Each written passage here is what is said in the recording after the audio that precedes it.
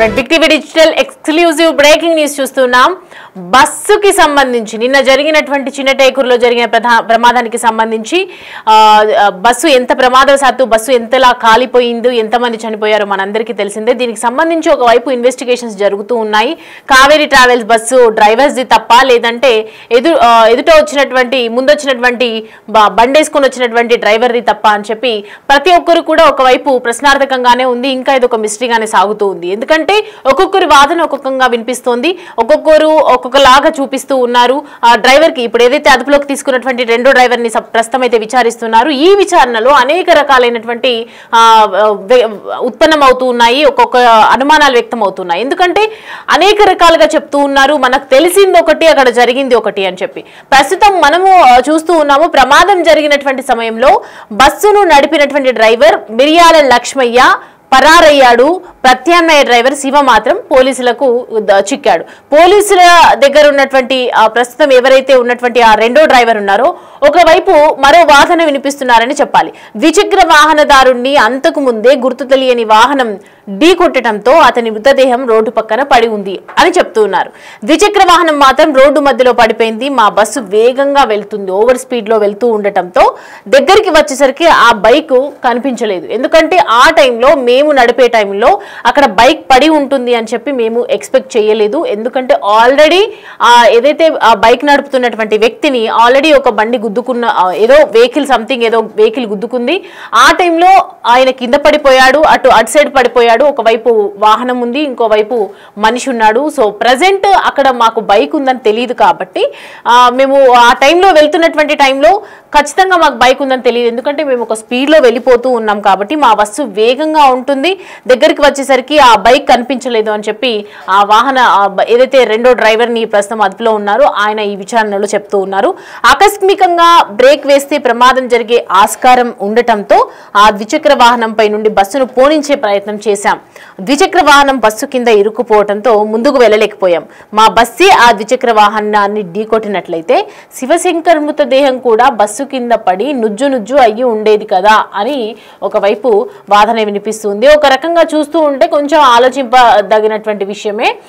ఎందుకంటే మేము నడుపుతున్న టైంలో ఒకవేళ ఎవరైతే బస్సు నడిపినటువంటి వ్యక్తి ఉన్నారో ఆయన కనుక ఉండుంటే ఖచ్చితంగా ఆయన కూడా నుజ్జు అయ్యి ఉండేవాడు. కాబట్టి ఆల్రెడీ బస్ కింద బండి పడిపోయి ఉంది అని చెప్పి మరోవైపు చెప్తూ ఉన్నారు. దీన్ని పలు కోణాల్లో ప్రస్తుతం అయితే దర్యాప్తు చేస్తున్నారు.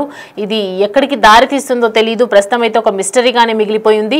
వి కావేరీ ట్రావెల్ సంస్థ బస్సు డ్రైవర్ మిరియాల లక్ష్మయ్యపై ఇటు 125A 1061 సెక్షన్ల కింద కల్లూరు మండలం ఉలిందకొండ ఎస్ఐ ధనుంజయ కేసు నమోదు చేయడం జరిగింది. అయితే నెల్లూరు జిల్లా దుత్తలూరు మండలం కొత్తపేటకు చెందినటువంటి నెలకుర్తి రమేష్ ఇచ్చిన ఫిర్యాదు మేరకు ఈ కేసు నమోదైంది. ఫిర్యాదులోని వివరాల మేరకు నెలకుర్తి రమేష్, గొల్ల రమేష్ వరుసకు అన్నదమ్ములు అవుతూ ఉంటారు. హిందుస్థాన్ యూనిలివర్ లిమిటెడ్ కంపెనీలో సేల్స్ మేనేజర్లుగా పనిచేస్తున్న వీరిద్దరూ బెంగళూరులోని ఒకే అపార్ట్మెంట్స్ లో నివసిస్తున్నారు. దీపావళి సందర్భంగా ఇద్దరు తమ కుటుంబ సభ్యులతో కలిసి ఈ నెల 20న హైదరాబాద్ లోని బంధువుల ఇంటికి వెళ్లారు. గురువారం రాత్రి హైదరాబాద్ లోని ఎల్బీ స్టేడియం వద్ద వి కావేరీ ట్రావెల్స్ బస్ ఎక్కారు. నెలకుర్తి రమేష్, ఆయన భార్య శ్రీలక్ష్మి, కుమారుడు అభినందన్, కుమార్తె జస్మితతో కలిసి లోయర్ 5-6 సీట్లలో కూర్చోవడం జరిగింది. గొల్ల రమేష్, ఆయన భార్య అనూష, అలాగే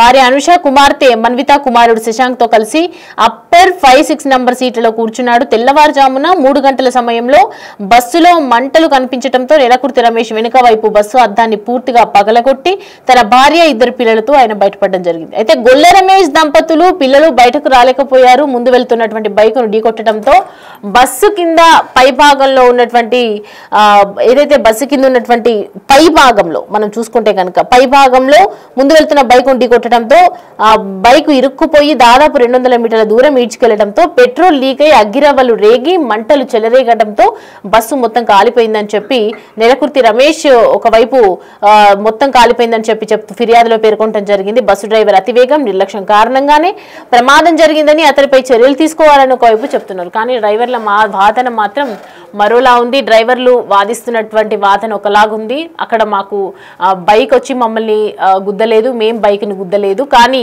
బైక్ అక్కడ కింద పడిపోయింది. అంత స్పీడ్లో మేము బైక్ను చూడలేదు.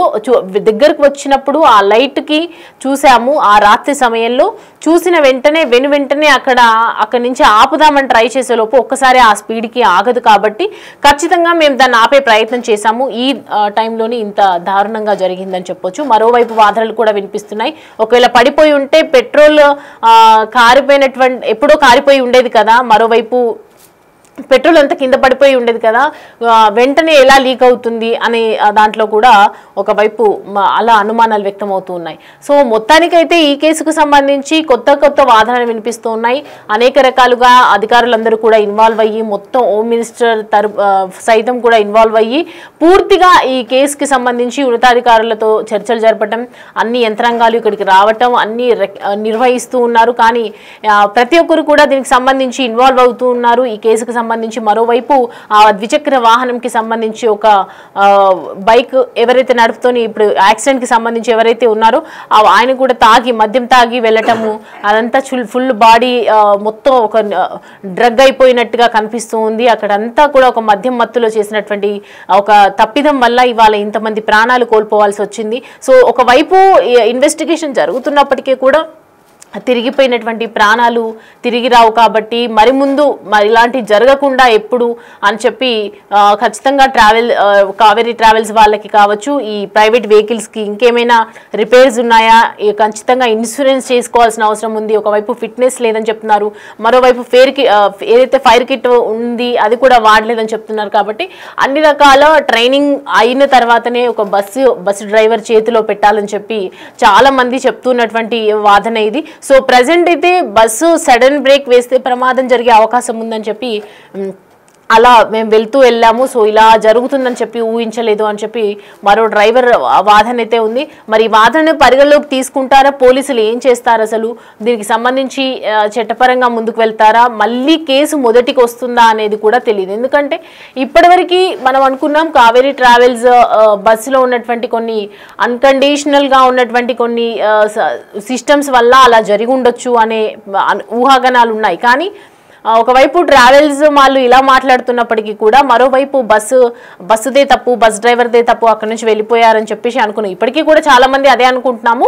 బట్ నిజాలు తెలిసే వరకు మాత్రం ఇది ఒక సస్పెన్స్ గానే ఉంటుంది, ఇది ఒక మిస్టరీగానే ఉంటుంది. దీనికి సంబంధించి కొన్ని బైట్స్ కూడా మన దగ్గర ఉన్నాయి.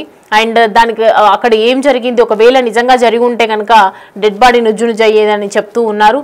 అక్కడ జరిగినటువంటి కొన్ని సిచ్యువేషన్స్, విజువల్స్ అన్ని కూడా మీకు బైట్స్ రూపంలో తెలియజేసే ప్రయత్నం చేస్తాం. ఒక హాఫ్ అన్ అవర్ ముందే ఇప్పుడు మెయిన్ డ్రైవర్ ఎవరున్నారు ఆ లక్ష్మయ్య, ఆయన మా అదుపులోకి వచ్చారు. ఆయన చెప్పిన ప్రకారం ఆ టైంలో దాదాపు 3 o'clock వర్షం పడతా ఉంది. వర్షం పడే టైంలో సడన్లీ ఈ హర్డ్ అ సౌండ్.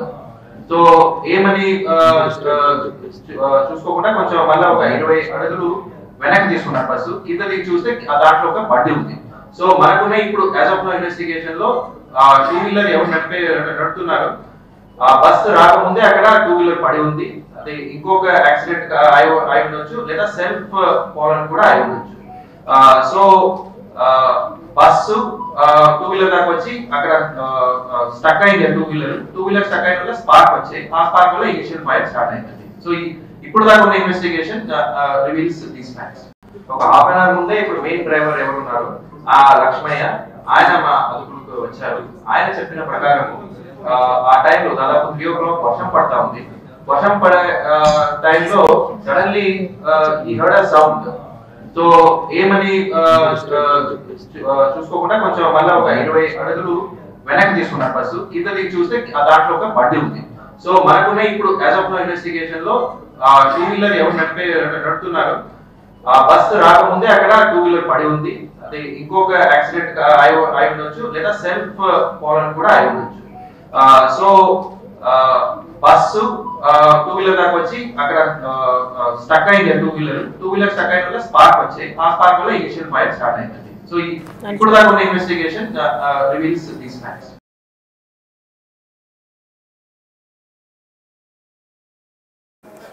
రైట్, అది చూస్తున్నాం కదా. ఈ కేసుకు సంబంధించి ఇంకా ఇన్వెస్టిగేషన్ కొనసాగుతూనే ఉంది. అందరి వివరాలు కూడా తెలుసుకునే అవకాశాలు ఉన్నాయి.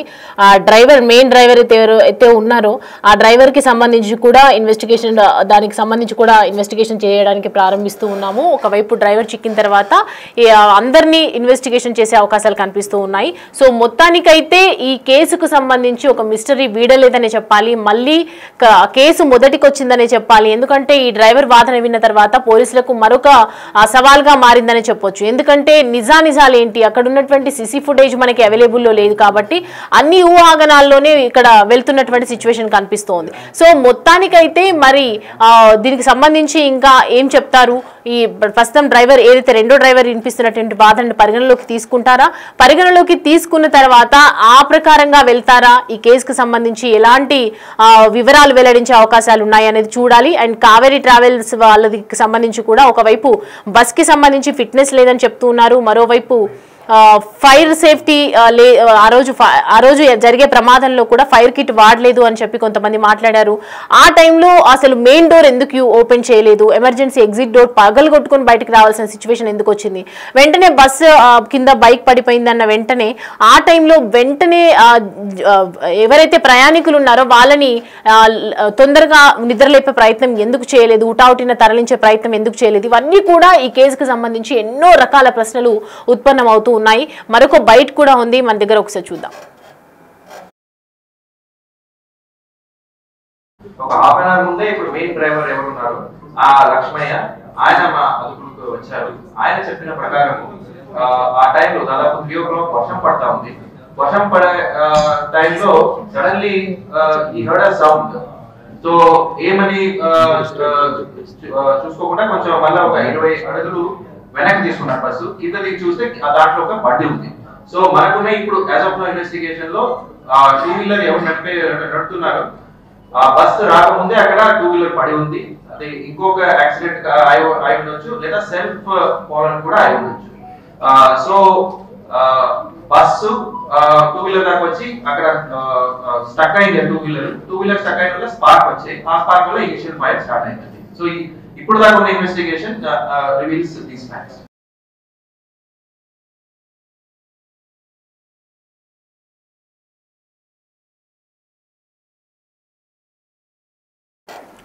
రైట్, అది చూస్తూ ఉన్నాం కదా. ఒకవైపు పోలీస్ మాట్లాడినటువంటి మాటల్లో మనం గమనిస్తే గనక, మరోవైపు ఒకవైపు డ్రైవర్ వాదనను పక్కన పెడితే మరోవైపు చూసుకుంటే గనక ఏదైతే శివశంకర్ ఆ టైంలో డ్రైవ్ చేసినటువంటి పల్సర్ డ్రైవ్ చేస్తున్నటువంటి టైంలో శివశంకర్ వెళ్తున్నటువంటి మార్గం చూస్తూ ఉంటే ఒక్కసారిగా ఆ పెట్రోల్ బంక్ దగ్గరికి రావడం, ఆ పెట్రోల్ బండి దగ్గర ఆ బండిని రివర్స్ గా తిప్పడం, అటు తిప్పడం ఇటు తిప్పడం, అదంతా కూడా ఊగుతూ బయటికి రావడం, అదంతా చూస్తుంటే ఎగ్జాక్ట్ గా అసలు ఆయన ఎవరైతే శివశంకర్ అనే వ్యక్తి ఉన్నారో ఖచ్చితంగా అతనికి స్టేబిలిటీ లేదు. ఒకవైపు మద్యం మొత్తం స్వీకరించడం వల్ల ఆయన బాడీ ఆయన కంట్రోల్లో లేదు, ఆయన కంట్రోల్ చేసుకునే కెపాసిటీలో కూడా లేదు. కానీ ఆ టైంలో అంత వేగంగా డ్రైవ్ చేసుకుంటూ వెళ్ళినటువంటి నేపథ్యంలో అసలు అతనే కింద పడిపోయాడా అనే అనుమానాలు కూడా ఒకవైపు పోలీసు వ్యక్తం చేస్తున్నటువంటి పరిస్థితి కనిపిస్తుంది. ఇందాక మనం విన్నట్లుగా అతనే పడిపోయి ఉండొచ్చు, మేబీ అతనే కింద పడి ఉండొచ్చు, అతను లేదంటే వేరే బండి ఏదైనా ఆ టైంలో వచ్చి గుద్ది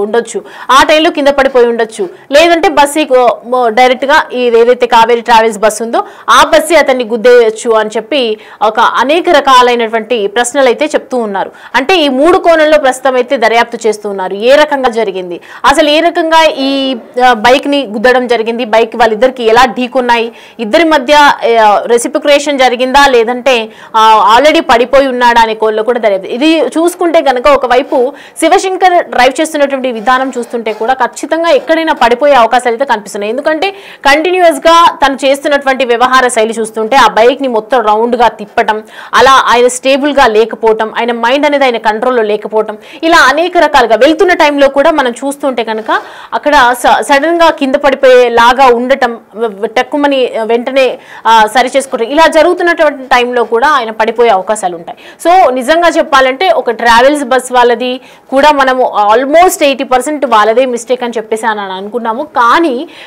ఈ మిస్టరీ ఏదైతే డ్రైవర్ చెప్తున్నటువంటి వాదన విన్న తర్వాత ఈ సీసీ ఫుటేజ్ బయటకు వచ్చిన తర్వాత అనేక కోణంలో కూడా ఎంక్వైరీ చేయడం మొదలు పెట్టారు, అనేక కోణంలో కూడా ఆలోచించడం మొదలు పెట్టారు. ఎక్కడైతే మనం ఇప్పుడు చూస్తున్నటువంటి దృశ్యాలు చూస్తుంటే ఖచ్చితంగా రేపటి రోజున ఇంకా ఈ మిస్టరీ వీడే అవకాశాలు ఉన్నాయి. దీనికి సంబంధించి కేసు స్పీడప్ చేస్తున్నారు. ఎందుకంటే చాలా మంది ప్రాణాలు ఇందులో బలిగొన్నారు కాబట్టి, ఎక్కడైనా కూడా ఇక్కడ ఎంతో మంది ప్రాణాలు కోల్పోయారు కాబట్టి చాలా మంది దీని గురించి వెయిట్ చేస్తూ ఉన్నారు. అనేక రకాల ప్రశ్నలు ఉత్పన్నమవుతున్నాయి. అనేక రకాలుగా దీని గురించి ఎంక్వైరీ అయితే జరుగుతూ ఉంది. దీనికి సంబంధించి ప్రధానమంత్రి మోడీ కూడా రియాక్ట్ అవ్వడం జరిగింది. ఎంతో ఎక్స్గ్రేషియా కూడా ప్రకటించారు. అలాగే ఏపీ ప్రభుత్వం కూడా రియాక్ట్ అయింది. తెలంగాణ ప్రభుత్వం కూడా ఇక్కడ నుంచి హైదరాబాద్ నుంచి బెంగళూరు వెళ్లే దారి కాబట్టి ఖచ్చితంగా వాళ్ళు కూడా చర్యలు తీసుకునే అవకాశాలు ఉన్నాయి. వాళ్ళు కూడా ఇన్వాల్వ్మెంట్ అయ్యే అవకాశాలు ఉన్నాయి. ఒకవైపు చనిపోయినటువంటి కుటుంబాలకు అండగా ఉంటామని చెప్పి మరోవైపు ధీమా వ్యక్తం చేస్తున్నారు, భరోసా ఇస్తున్నారు, ఎక్స్గ్రేషియా కూడా ప్రకటిస్తూ ఉన్నారు.